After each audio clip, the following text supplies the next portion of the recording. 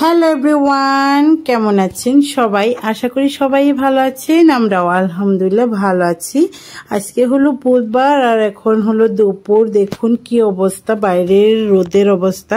তো বাইরে যাওয়ার তো সাহসী হচ্ছে না। তো এই আলু বেগুনের ঝোল ছিল, তো ওগুলো দিয়েই মানে সারাদিন চলিয়ে দিয়েছি।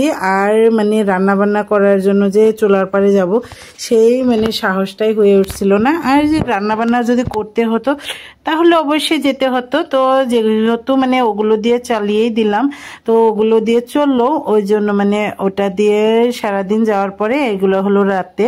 তো রাতে রান্না বান্নার জন্য এখানে আদা রসুনের পেস্ট বের করে নিয়েছি, কাঁচামরিচ পেঁয়াজ তো সবকিছু বের করে নিয়েছি। মানে জোগাড় দেখে হয়তো বা বুঝেই গিয়েছেন আজকে হলো চিকেন রান্না করব। আর চিকেন রান্না করার জন্য এখানে একটা কড়াইও বসিয়ে দিয়েছি। কড়াইয়ের মধ্যে এখন দিয়ে দিচ্ছি পরিমাণ মতো তেল। আর চিকেন ওদিক থেকে ভালো করে কেটে ধুয়ে তারপরে রেখে দিয়েছি।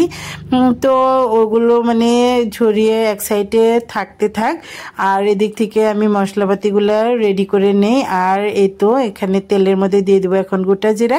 গোটা জিরা ভাজা হয়ে গেলে দিয়ে দেবো কাঁচামরিচ পেঁয়াজ। তো গোটা জিরাগুলো আগে ভাজা হয়ে যায়, তারপরে দিয়ে দিলাম কাঁচামরিচ পেঁয়াজ। কাঁচামরিচ পেঁয়াজগুলোও ভালো করে ভেজে নেব। আর চিকেন রান্না করার সময় সবসময় পেঁয়াজটা একদমই লাল লাল করে ভেজে নেওয়া ট্রাই করতে হয়। তো আমি সবসময় সেটাই করি। তো আমি যেভাবে রান্না করি সেটাই আপনাদের সাথে শেয়ার করছি। এখানে এই পেঁয়াজগুলা আস্তে আস্তে করে ভেজে ভেজে আমি একদমই লাল লাল করে ভেজে নিব। এতে করে কিন্তু চিকেনের টেস্ট অনেক বেশি ভালো আসে। আর এই তো দেখুন লাল লাল করে ভেজে নেওয়া হয়ে গিয়েছে। দেখাতে গেলে অনেক বড় হয়ে যাবে। আর পেঁয়াজ ভাজা তো ভাজাই, ভাজতে ভাজতে একসময় এভাবে লাল হবেই। আর এখন মানে এই পেঁয়াজের উপরে দিয়ে দিব আদা রসুনের পেস্ট। তো আদা রসুনের পেস্ট যেটা আমার ছিল ওটা হলো ডিপ ফ্রিজের থেকে বের করে নিয়েছি। অনেকটাই শক্ত হয়েছিল, তো কিছুক্ষণ বাইরে রাখার পর একটু নরম হলেও চামচ দিয়ে নেওয়ার অবস্থায় হয় নাই। তো ওই জন্য চাকু দিয়ে কেটে তারপরে এখানে 2 টেবিল চামচের মতো আদা রসুনের পেস্ট দিয়ে দিয়েছি। এখন এগুলো ভালো করে ভেজে নিলাম, মানে কাঁচা গন্ধটা যাওয়া পর্যন্ত ভালো করে ভাজা ভাজা করে নিলাম আদা রসুনের পেস্ট কাঁচামরিচ পেঁয়াজের সাথে। তো এখন দিয়ে দিব গুঁড়া মশলা। আর গুঁড়া মশলা দেওয়ার আগে আমি একটু পানি দিয়ে দিলাম। পানি দেওয়ার পরে এখন দিয়ে দিব হলুদ গুঁড়া, মরিচের গুঁড়া, ধনিয়া গুঁড়া, জিরার গুঁড়া। তো আমি চিকেনের অনুযায়ী আমি সব কিছুই মানে মশলাপাতি দিয়ে নিলাম। আর এখানে 1 চা চামচ হলুদের গুঁড়া, তারপরে ধনিয়া গুঁড়া দিয়ে দিয়েছি 1 চামচের চেয়ে কম। আর মরিচের গুঁড়া দিয়েছি 1 চা চামচের চেয়েও বেশি। আর 1/2 চা চামচ মানে জিরার গুঁড়া, আর 1/2 চা চামচ হলো গরম মশলার গুঁড়া, স্বাদ মতো নুন। তো সব কিছুই দিয়ে দিলাম। দিয়ে এখন ভালো করে আবারও নাড়াচাড়া করে নিয়ে তারপরে ঢাকনা দিয়ে ঢেকে দিব, যাতে করে এই মশলাপাতিগুলো ভালো করে কষে যায়।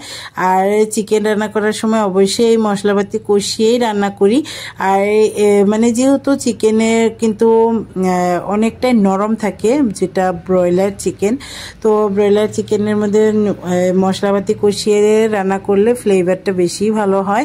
তো টমেটো আমি এ সময় দিলাম না। টমেটো যদি একসাথে দিয়ে রান্না করা হয় মানে একবারের জন্য রান্না করলে ঠিক আছে। যদি সেকেন্ড বার আরও একবার খেতে চাওয়া হয় বা তরকারিটা গরম করা হয়, তখন কিন্তু আবার এই টমেটোওয়ালা তরকারি টক টক হয়ে যায়, তখন খেতে ভালো লাগে না। আর ওই জন্যই মানে আমি টমেটোটা দিব, কিন্তু শেষে দিব।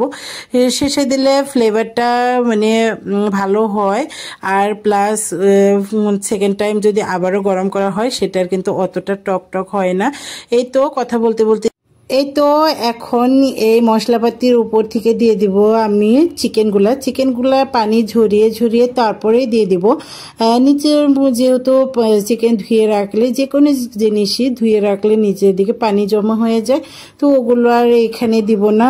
আর এই তো চিকেনগুলো দিয়ে দিলাম। একটা বড় একটা চিকেন ছিল, তো চিকেনের অর্ধেকটুকু আমি ফ্রিজের মধ্যে রেখে দিয়েছি, আর অর্ধেকটুকুই রান্না করছি। তো যেটুকু রান্না করছি ওটুকুই ভাবলাম এখানে আজকে শুধু শুধুই একটু ঝোল করব, একদমই ভুনাও করব না, তারপরে একদমই কষা কষাও করব না। তো খুব বেশি ঝোল রাখবো না, আবার একদমই ঝোল ছাড়াও করব না, সেটাই বলতে চেয়েছি। তো এই তো এখন আমি চড়িয়ে দিলাম, চড়িয়ে দিয়ে এখন আবারও নাড়াচাড়া করে দিব। তো কিছুক্ষণ পর পর আমি একটু একটু নাড়াচাড়া করে দিব। এখানে কিন্তু চিকেন থেকে অনেকটাই পানি ছেড়ে আসবে, কিন্তু তারপরেও ভালো করে কষিয়ে নিয়ে তারপরে দিয়ে দিব ঝোল। তো এখানে আমি ভালো করে নাড়াচাড়া করে করে তারপরে এইগুলা কষিয়ে নিব। আর এই চিকেন খেতে কিন্তু অনেক বেশি টেস্টি হয়েছিল। আর যেহেতু চিকেনের মধ্যে দিয়ে দিব শেষের দিকে ধনিয়া পাতা, তো ধনিয়া পাতা দিলে কিন্তু এমনিতেও টেস্ট বাড়ে। তো টমেটো আর ধনিয়া পাতা দুইটা একসাথে কোনো কিছুর মধ্যে গেলে মনে হয় যে শীতের দিনের কোনো একটা সবজি খাচ্ছি তেমন একটা। তো আমার কাছে তো তাই মনে হয়, কার কাছে কি মনে হয় জানি না। তো এই তো এখানে কিন্তু আবারও ভালো করে নাড়াচাড়া করে দিচ্ছি। তো এখন অনেকটাই পানি ছেড়ে আসছে। তো এই পানি যদি শুকিয়ে নিয়ে তারপরে ঝোল দিতে চাই তাহলে কিন্তু আবার মাংসগুলো একদমই মানে নরম হয়ে যাবে। তো ওই জন্য এই ঝোলের মধ্যেই আরও একটু পানি দিয়ে দিলাম, যাতে করে এই ঝোলগুলো শুকিয়ে মানে পরিমাণ মতো ঝোলের পানি রেখে দিয়ে তারপরে যাতে করে আমি মাংসটাও অত বেশি নরম না হয়। তো আমার মতে আমি রান্না করছি, তো সব কিছু অনেক বেশি পারফেক্ট ছিল। তো এরই মধ্যে আমি একটা টমেটো দিয়ে দিয়েছি, এই তো দেখতে পাচ্ছেন। তো টমেটো কিন্তু অলরেডি অনেকটাই মানে সিদ্ধ হয়েই গিয়েছে। তো বাইরে অনেক বেশি বাতাস উঠেছিল, আর বাতাসের জন্য মানে আমার ক্যামেরার মধ্যে অনেকটাই ঘোলা ঘোলা ধরে গিয়েছিল। তো তার মধ্যেও আমি রেকর্ড করার ট্রাই করছি। আর এই তো দেখুন অনেক সুন্দর হয়েছে। উপর থেকে দিয়ে দিচ্ছি ধনিয়া পাতা। ধনিয়া পাতা দেওয়ার পরে তারপরে কিছুক্ষণ রান্না করে তারপরে আমি এটা ঝোল মানে আমি যেটুকু ঝোল চেয়েছিলাম সেটুকু তো পেয়েছি, এখন মানে শুকিয়ে গিয়েছে। তো এটুকু ঝোল লাগবেই। আর ওই জন্য এখানে আর অল্প কিছুক্ষণ রান্না করে তারপরে আমি চুলাটা বন্ধ করে দিব। অলরেডি আমার মাংস রান্না কিন্তু কমপ্লিট। আর দেখুন অনেক সুন্দর কালার এসেছে। আর এখন কারেন্ট চলে গিয়েছে, ওই জন্য মানে একটু একটু কালো কালো দেখা যেতে পারে, কিন্তু এমনিতে কিন্তু মাংসের কালার অনেক বেশি দারুণ এসেছিল। আর এই তো এখন আমার রান্নাবান্না হয়ে গিয়েছে। আর এই চিকেন দিয়েই আমি আমার বাচ্চাদেরকে ভাত খাইয়ে দিব। এই দেখুন এখন কারেন্ট আসার পরের মানে লুকটা অনেক বেশি কিন্তু সুন্দর হয়েছে। এই তো আজকের ভিডিওটি আপনাদের কাছে কেমন লাগলো অবশ্যই কমেন্ট করে জানাবেন। যদি ভালো লেগে থাকে অবশ্যই একটা লাইক করে দেবেন। যদি চ্যানেলে নতুন হয়ে থাকেন অবশ্যই চ্যানেলটা সাবস্ক্রাইব করে দেবেন, আর পাশে থাকা ছোট্ট বেল বাটনটি প্রেস করে দিবেন। এতে করে যখনই নতুন কোনো ভিডিও আপলোড করব সাথে সাথে নোটিফিকেশন আকারে পেয়ে যাবেন। আর এই তো এখন আমি আমার বাচ্চাদেরকে খাইয়ে দিচ্ছি। তো আমার মেয়েকে এমনিতেও হাত দিয়ে খেতে দেই, তারপরেও ও মাঝে মধ্যে বলবে যে তুমি খাইয়ে দিলে টেস্ট বেশি ভালো লাগে। আসলে সব বাচ্চাদেরই মনে হয় একই মানে কথা। তো এই তো আজকের ভিডিও এই পর্যন্তই, দেখা হবে নেক্সট কোনো ভিডিওতে। ততক্ষণ পর্যন্ত ভালো থাকবেন, সুস্থ থাকবেন, আমাদের জন্য দোয়া করবেন। আজকের ভিডিও এই পর্যন্ত।